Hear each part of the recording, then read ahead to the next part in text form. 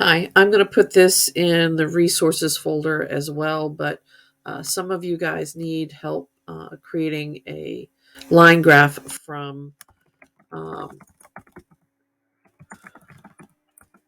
Google Sheets. So looking at this table here, the first thing you need to do, or this sheet, uh, make sure when you're creating a document, you're giving it the proper name and that you're sharing it with Mrs. Romano as well. um, or your teacher if this is another class, by clicking on the share and sharing it with them. For my class, if you just would move the document to your physics folder, that would do the trick, and you wouldn't have to worry about sharing it. So you're given a data table that you need to create first. And this data table had three trials, or uh, four trials, sorry. Trial 1, 2, 3, and 4. So if you just click at the top of the column, you can give it that. You can move the column, make it bigger and smaller by moving it across this way. All right. And then there was the height of the ramp, and that was in meters. And when you do that, it bleeds over into here. You can either move this to make it larger so that it fits the whole thing, or if it's bleeding over into the C column, once you type something in the C column, it'll just basically get hidden there.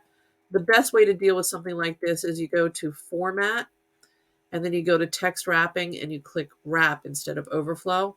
And what that does is it wraps the text so that it will make the block bigger so that it'll fit it in.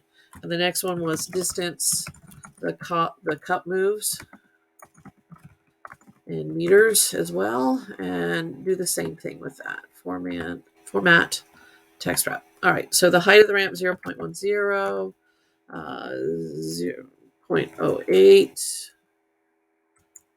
0.07, and 0.06. Whoops.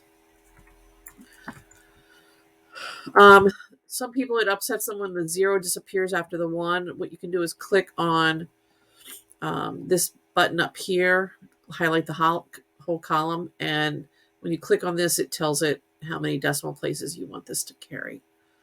And then this one was 0.054, 0.047, 0.04132. All right, so that's all of our data. You don't have to do anything fancy with it. You can color code it if you want and all that, but ultimately we would want to just get a graph from this.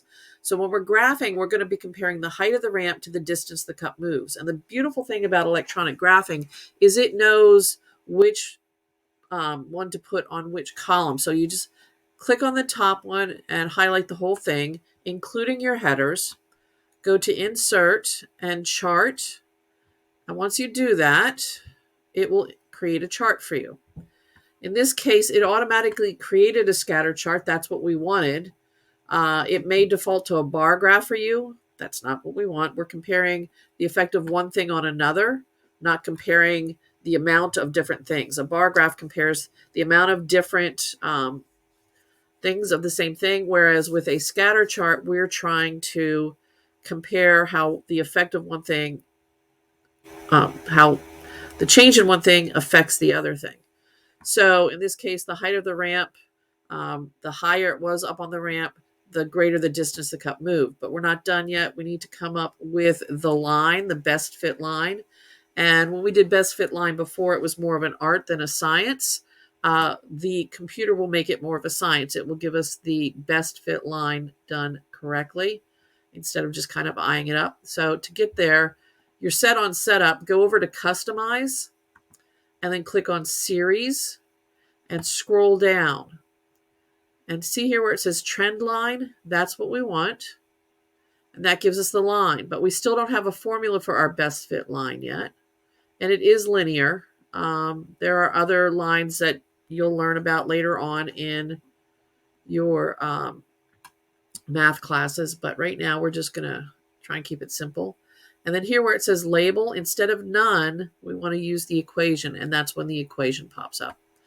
That's pretty much it. You can do a lot more with it, but just for our simple purposes, this is all you need to do.